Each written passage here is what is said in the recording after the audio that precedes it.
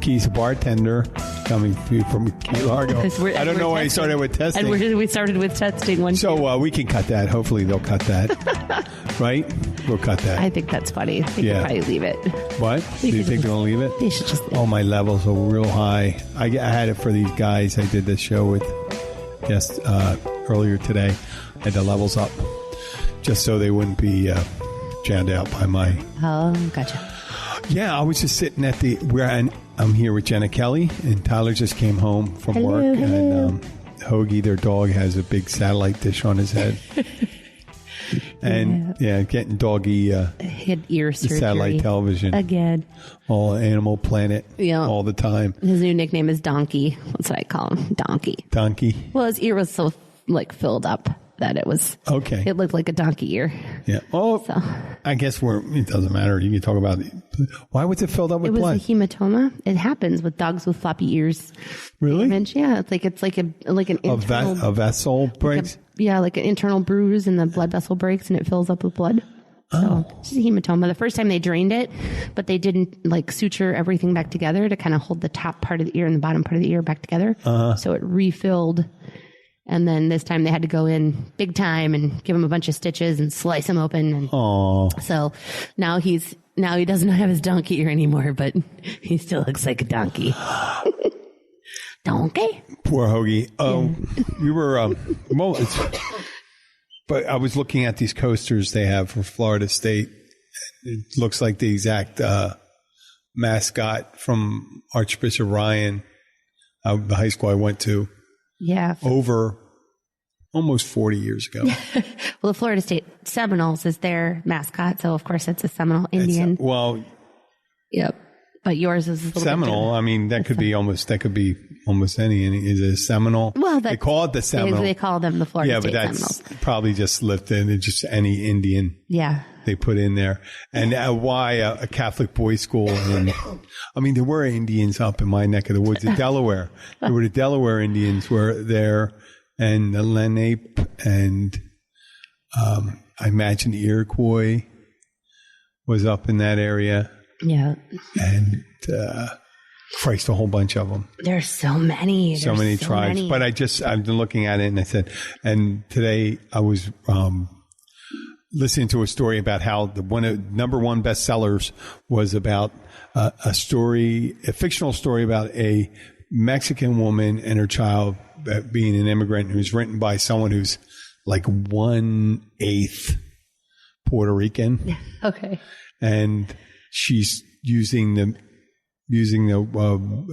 the voice of a Mexican woman. Oh. And she's a white, I think her name's Cummings, the woman. And she won all these awards, and all of a sudden, when she got enough attention, people just realized, they go, wait a second, who the fuck is this person? Yeah, who are you? That it's just, well, did she do? I think this year they wanted to, who was it? Anne Hathaway? They were going to have somebody, they were going to do a movie about Harriet Tubman. And they wanted a white actress. So one of the producers or something like that, they suggested a white actress. And then blackface them? I don't know what they do. I just don't know how in this day and age, maybe 70 years ago, maybe not even 70 years ago would make that 1958. No, they were using, African American actors. Maybe 85 years ago, right, or 90. Even then, to portray, not that there's tons of African American actresses. There are tons. There's tons, and to suggest that you'd use a white woman. Listen, whether you disagree. I know some of my people that listen to the show are somewhat conservative in their views. But when it comes to, we're such a diverse country. If you need someone, you don't need, they had Gandhi. Who did Gandhi, play Gandhi? F. Mary Abraham, a Jewish British guy. Yeah. It happened many a time. Charlie Chang in the 30s and 40s, I think the movies were made, was played by a white guy. It makes me think of the movie Holiday Inn with Bing Crosby and Fred Astaire, right? Danny Kaye. Danny Kaye was in White Christmas. Well, Holiday Inn. It was Fred Astaire and Bing Crosby. And they were. You're right. You're right. Fred. No, not Fred Astaire. Wasn't Fred Astaire. Oh, Bing Crosby. No, it was Fred Astaire. No, it was not Fred Astaire. Google it. Okay, I'll Google it. Holiday Inn. Holiday Inn? Holiday Inn. Oh, I'm thinking of White Christmas. Right, I know. That's why I was trying to say Danny Kaye was White Christmas. White Christmas. This is Holiday Inn. I don't know. I don't remember. I didn't know Fred Astaire was in that. That's good. That's very well could be. Yeah. So what about it? A black person played by a white person? No, they had, like Mamie, who was the maid, and then her two small children who, would run across. So he'd say, Mamie, could you get me this? And then she, her kids would follow her everywhere, the big, black lady.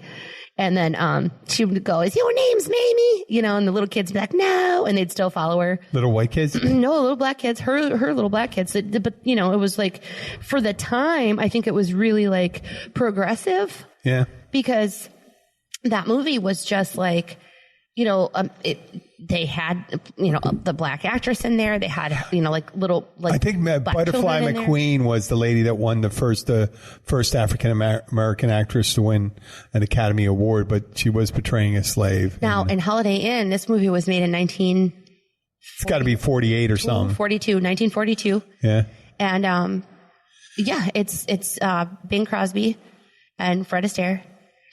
And then, but they did a scene. So basically what he did was he retired. He got out of the Daily Show business, right? Bing Crosby did. Yeah. And then he moved to this, ranch, basically. Holiday Inn. At the Holiday Inn, called it the Holiday Inn, and it was only open on the Christmas holidays.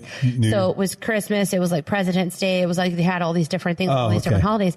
And they did a blackface routine on Lincoln's birthday. 1942? In 1942. So, but the kids were also in it, and Mimi was in it, and everybody was in it. So it was really progressive for the time. Now, if you were to go back and say so many people would be offensive that the blonde white girl that plays his dance partner. Well, Gene Wilder put on a blackface he did that in Stir Crazy, and in, what was that movie? Trading Places. Dan Aykroyd did it. There was one that was more but recent. it wasn't minstrelly, but that was the minstrel, and there was a bunch of, and I hate to talk about this, but there was a lot of horrible, until the 80s, there was a restaurant called Sambo's. There's really a derogatory, rendition of an African American, and the people had to fight to get rid of it, and people just, there's people defending it. So that's our brand name and stuff like that. I said, holy shit, people really hold on to their, but right. It's not an icon if you're denigrating someone. An icon would be your thing. If you, say, well, you can't put Jesus in the picture or you know what I mean? But now the newest one, the most recent one that was out there with a white actor playing a black man was Tropic Thunder. And that was with Robert. That was comedy. It was comedy. That was comedy. But, that was outrage. That was cultural. That was them. They were satiring. They were spoofing the way Hollywood would do that, right. And use. And he was Robert Downey Jr. Yes. He was like a kind of a Russell Crowe type actor, deep immersion, and he went to supposedly a surgery. They never did surgery. They really did into it. Yeah, no, but he did a surgery to get his skin, but it wasn't that. He didn't do the surgery. He even tried to change his lingo and tried everything else. Yeah. And then when they were telling him, we're not recording, we're not the spoof on it. They were like, we're not recording. You can stop talking like that. You can, and he was so into this character actor position in quotes that he just kept on with it and, kept denying that he was actually a white guy under there. Yeah. But he made some comment a few days ago about how he didn't regret doing that movie with the blackface. And there was a bunch. No, it was done the right. I guess it was done the right way because it showed the hypocrisy. In the end, He didn't have the operation. He was just using makeup. Yeah, he was just using makeup to do that. And there was a book written. I told you about that. I think I spoke about it in the past. A book written called Black Like Me, where a white guy took medicine to darken up his skin. Melanin. I don't know, whatever. Yeah. I mean, that's the thing that makes your skin darker, but I don't know if just taking it makes your skin darker. Yeah, I wouldn't know. No. But he took something and he tried to pass himself off as, I mean, imagine how hard that would be to, in certain, like in a, I guess in a neighborhood situation, it would really be hard to get the colloquialism. But if you played someone like James Baldwin, the famous writer, or people, these literary people that they all sound alike. I mean, I say they all sound alike. I mean, literary people all sound alike. Whether you're Asian, African American, white, Asian, Indian, whatever, their voices, their inflection, all sound the same way. I know that's when you really get burned. Those people all sound alike. When I said those people, I'm talking about literary people. The people that you've jumped on now from cultural. Well, we're talking about cultural appropriation. Right. That was the point I was leading to on that, and how the way some people is it viewed, and it'll be hard to. Some people consider it an homage to a culture, right?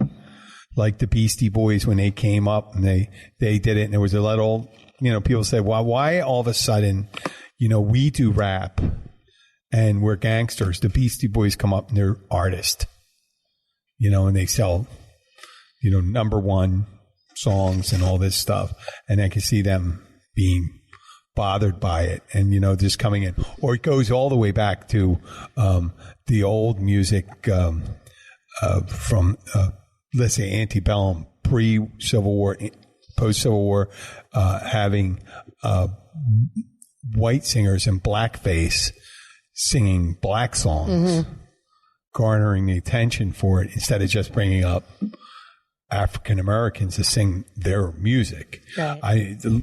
A lot of the music was made by, he was the governor of Florida, the one that wrote Swanee River and Mammy and all. It was a white guy there was a white guy that wrote Swanee River and Camptown Races and all that stuff. Decatur, I think his name was. Oh, Camptown Races. Song, doo-dah. Yeah. That was one of those songs. But then after that, there's others. Camptown Races, sing this song, right? Doo-dah. It was what they said. Camptown Races all day long. Oh, doo-dah day. What does that mean? Gonna, something right all night. No, wait, gonna, something right, gonna ride all day. Bet my something on a bobtail nag. I'm gonna bet on the bay. It was portraying African Americans, I'm pretty sure it was. But after that, there were songs made by African Americans that white people appropriated. And then into the rock and roll era, you got Muddy Waters, B.B. King, Chuck Berry, and the famous black songstresses. I'm drawing a blank right now. Oh God, they were great singers too. At Last. Well, that's I'm sorry. That's who you're talking about? Yes, that is. Oh my gosh, I used to sing that one all the time. You know what I'm talking about? Etta James. Etta James, and there was someone before her too. They call her Lady something or other. They did a movie, Lady Sings the Blues, and it was about her in the 40s and 50s and 60s, 50s. She Lady Sings the Blues. Are you talking about Billie Holiday? Billie Holiday. Okay. And then all these singers white women come up and they start taking the songs and recording them and making them famous. And then Led Zeppelin recorded, even I think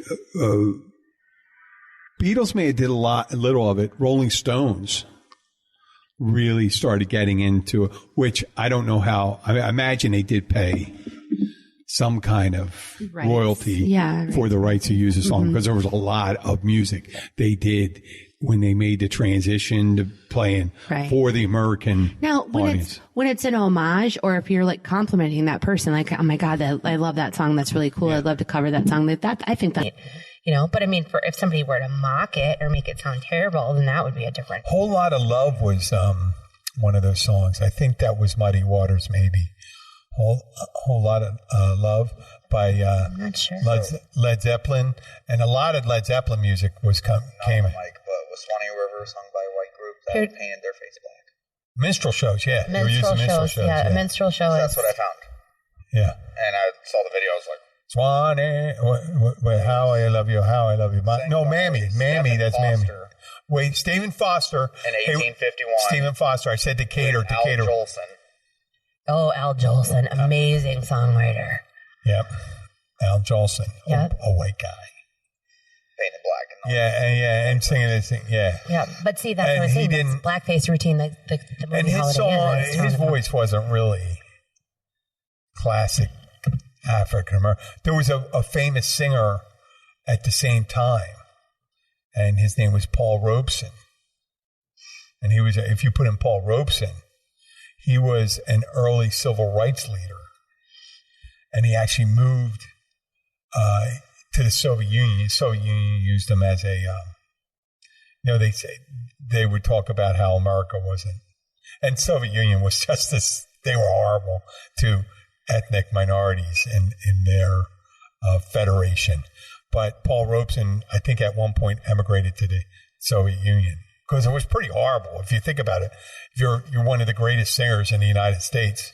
And there's the movie that just came out last year or 2 years ago, The Green Book. Did you hear about it? Yeah, I did Viggo hear. Mortensen's a driver. Yep, I and haven't the guy that seen just it, won but- the Academy Award for, I think, Moonlight or something like that a couple of years ago, played a famous classical African-American pianist. Mm-hmm. And he couldn't, whenever he was touring, he's touring all around. It's the same old story. You couldn't stay. He had to ride in the back of the car, and then he had to keep him hidden. Yeah, and they had to get him. You couldn't stay anywhere. Right. Couldn't eat everywhere. Well, of course, but that was also set back in the day where, hotel owners would throw acid in a pool because they saw that there was black people. I know. It's horrible. I just think if classical, it's kind of, you have an elite people want to, in certain cities like Atlanta and Charleston, want to hear this great classical pianist, but they don't do anything about getting him accommodations. Right.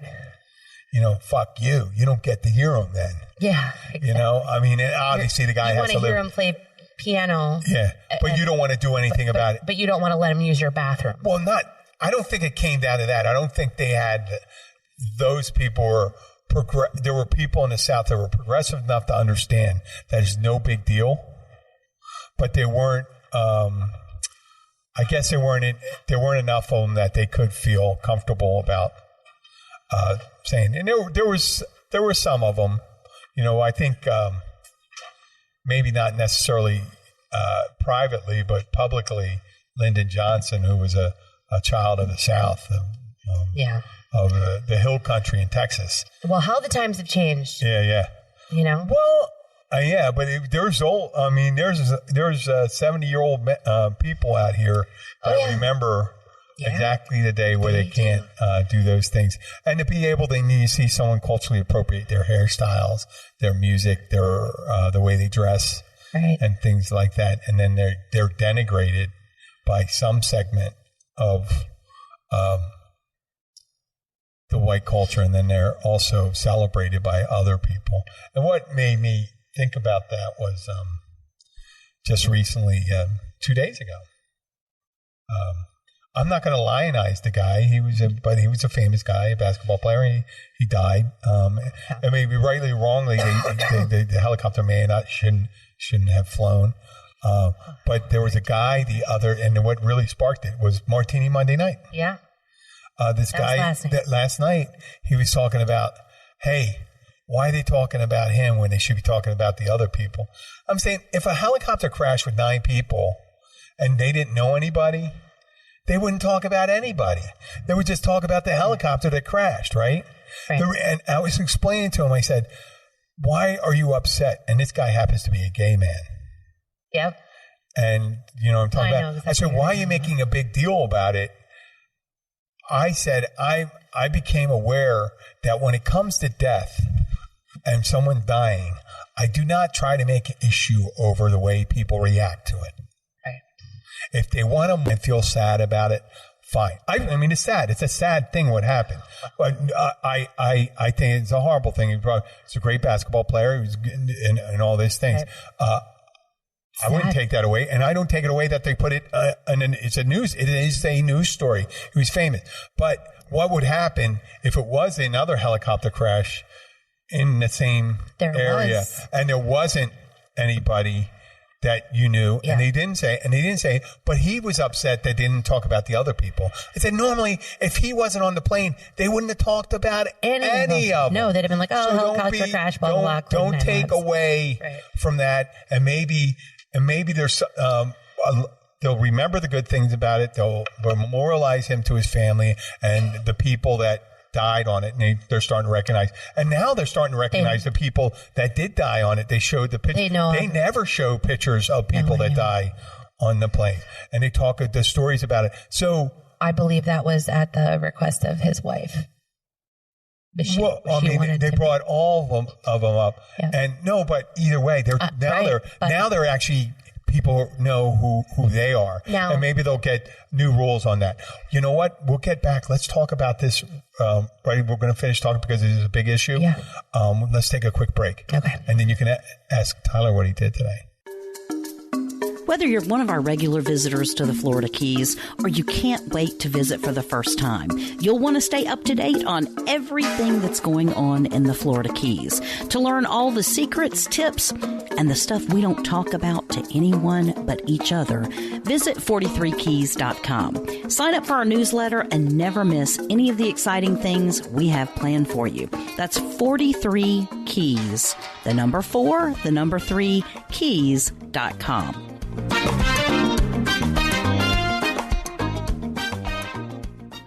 We're back. The thing we talked about previously, I said cultural appropriation was about someone getting upset that they were making such a big deal about Kobe and his daughter being a passenger. Right. He says, how about these other people? And we came to the thing. It wasn't them. And you brought up a very good point. Obviously those other people weren't in the media every single day. People aren't going to know who they are. Yeah. And it wouldn't have said it, and it wouldn't even said who they were or anything if that would. No, but I believe that was at the request of Kobe's wife, and she was very upset because, can you imagine if you found out by watching the news that you lost your wife and daughter?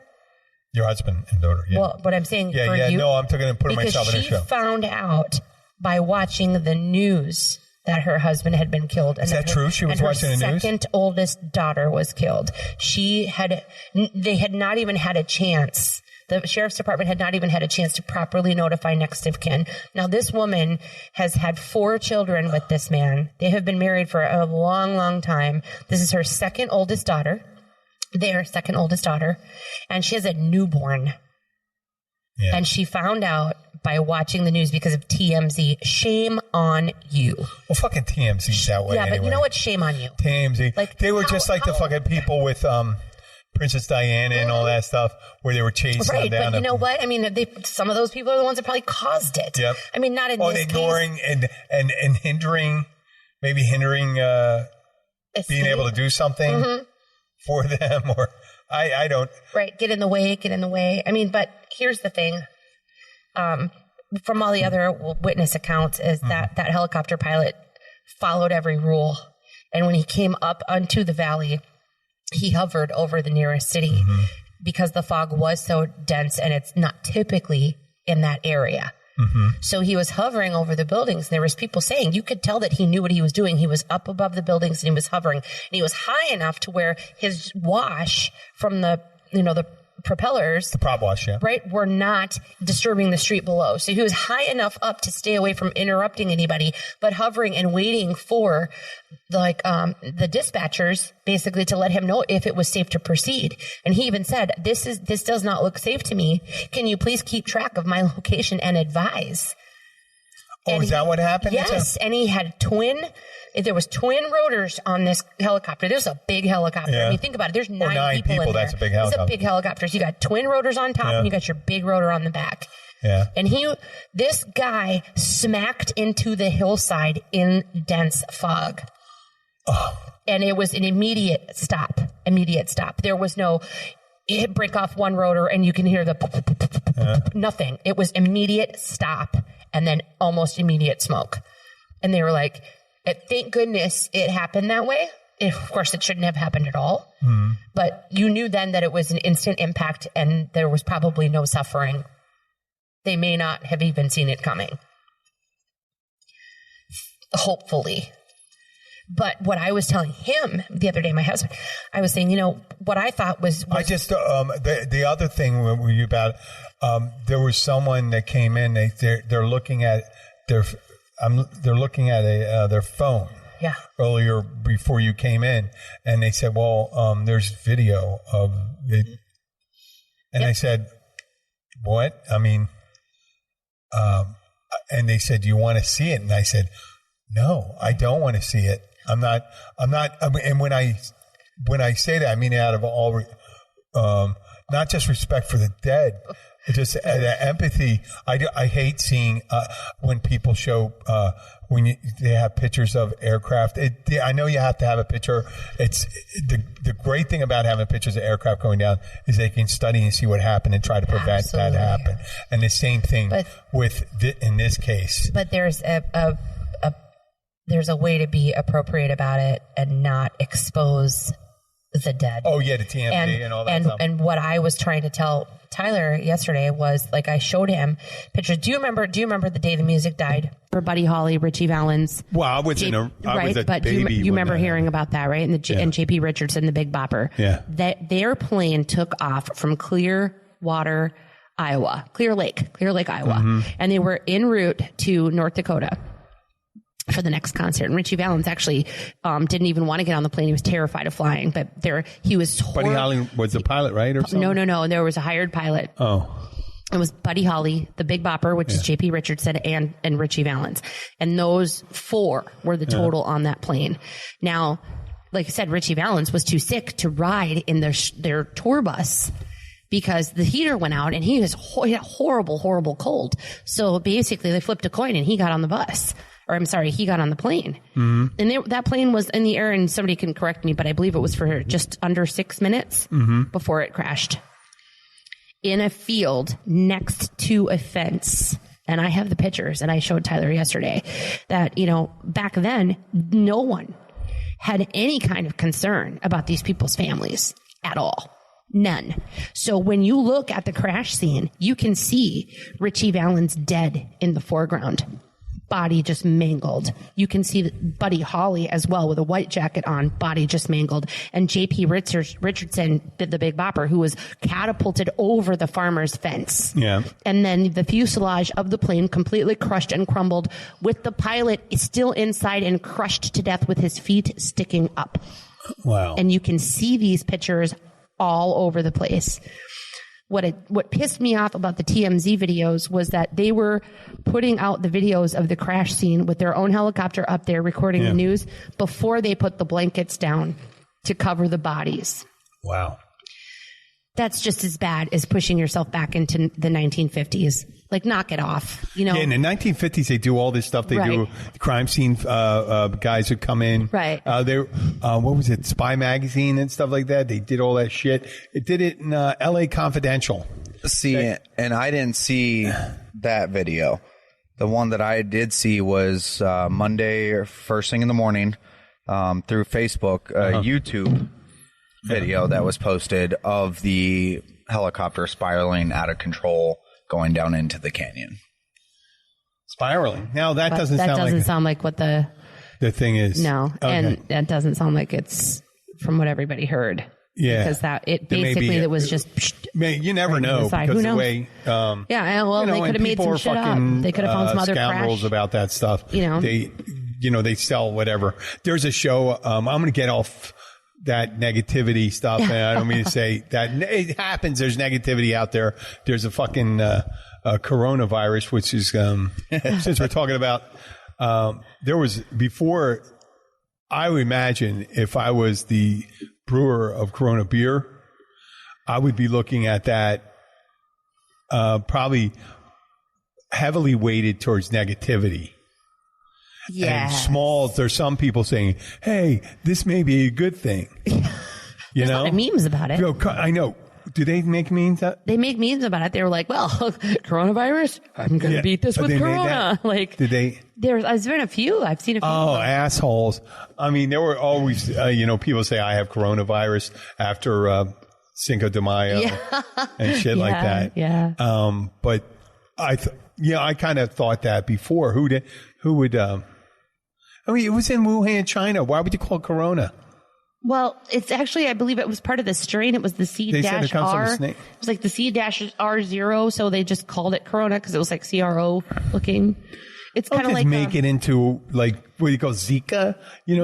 Right? They just make up a word. Well, it's because of the strain. It's like the C strain of the virus, and then it's got an R factor in it, and whatever. It's part of the like. What if there's one out there that has a JENA? I know. What if it's and the Jenna virus? Then I would walk around and I would breathe on people and go. Yeah. But there was a movie out. Was it 9 years ago? I think it's called Epidemic. I'm not sure. Oh, I know. Matt Damon was in it. I think so. It was really good too. It was a Christopher Nolan movie. Oh, Christopher Nolan, and it go from the beginning of the where there's bats in the roof of a pork processing plant, maybe, or something like that, where they're housing hogs, and the bats are or something like that, and it crosses over into the human population, and then it was a great movie. I'll tell you that. It was amazing. They hit it.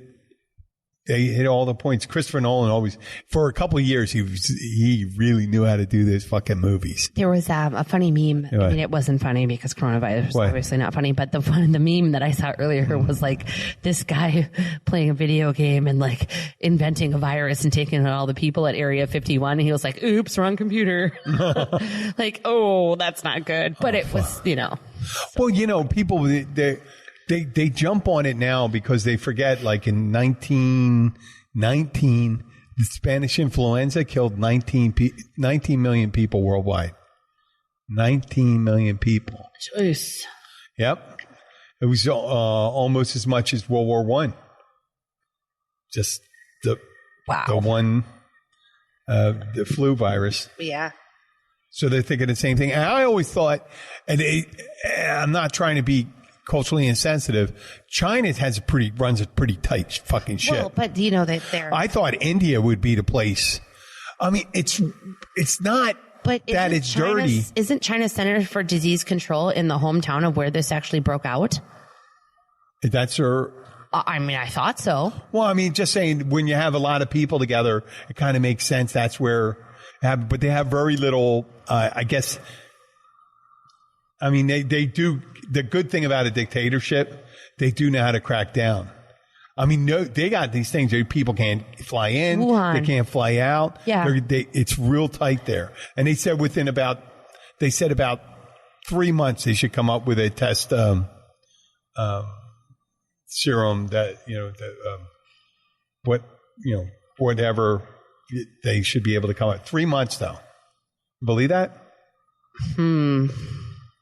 We could there could be it's called the strain of the virus is called 2019 lowercase n uppercase c lowercase o uppercase v for virus. So they shortened it to which is short for 2019 novel coronavirus, and then that's how it got to be just coronavirus.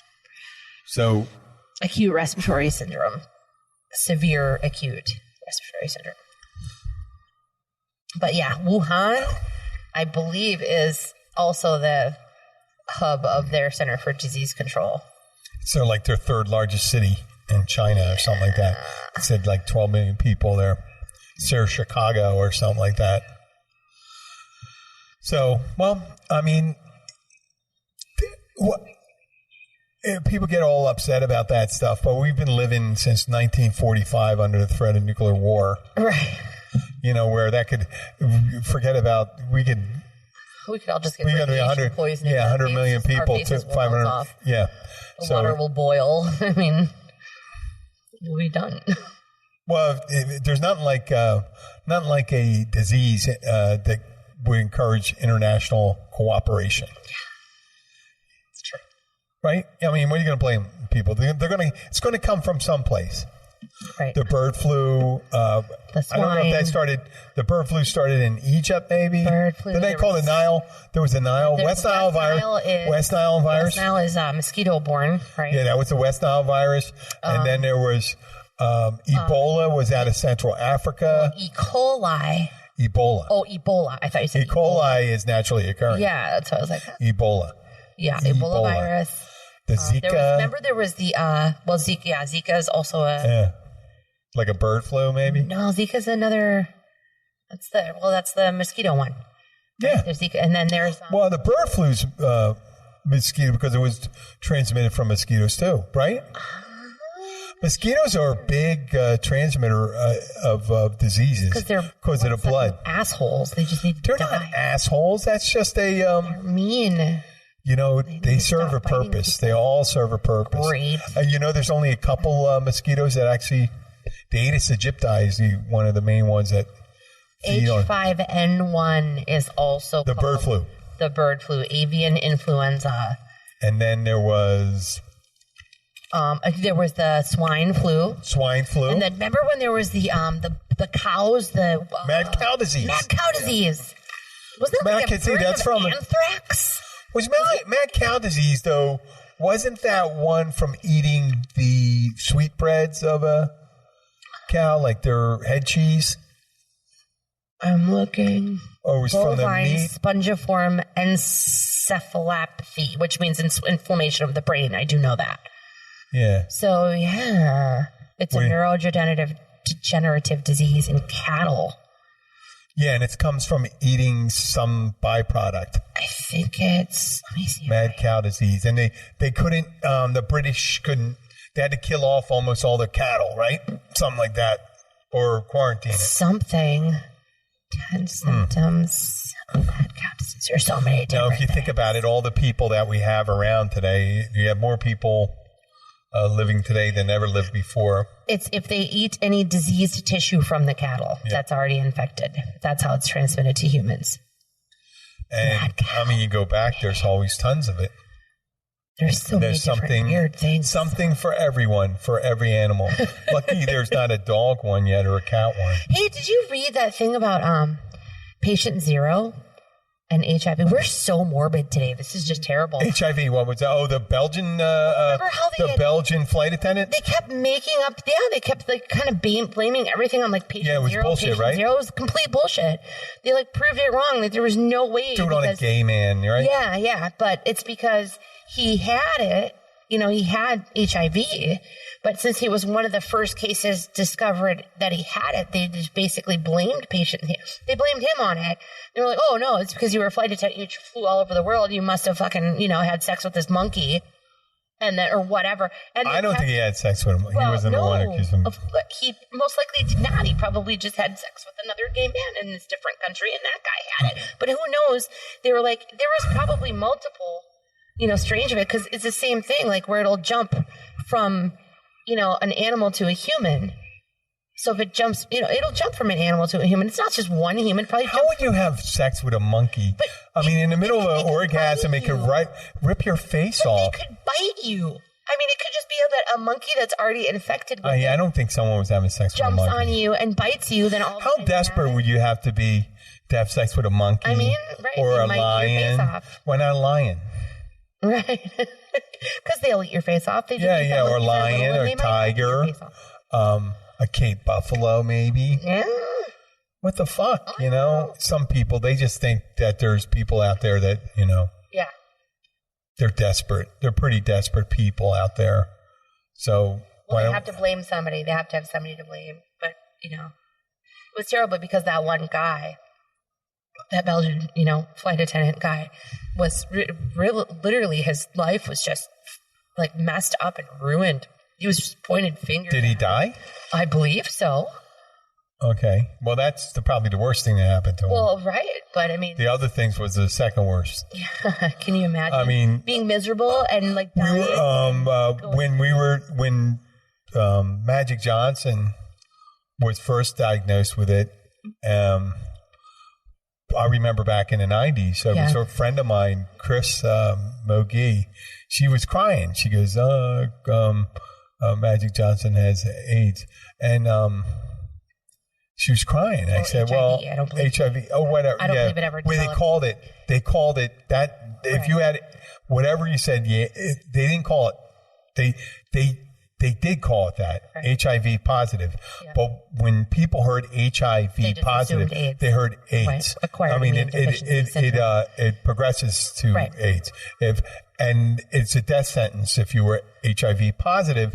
When the assumption was they were just at the cusp of the cocktail of drugs. And to this day, Yeah.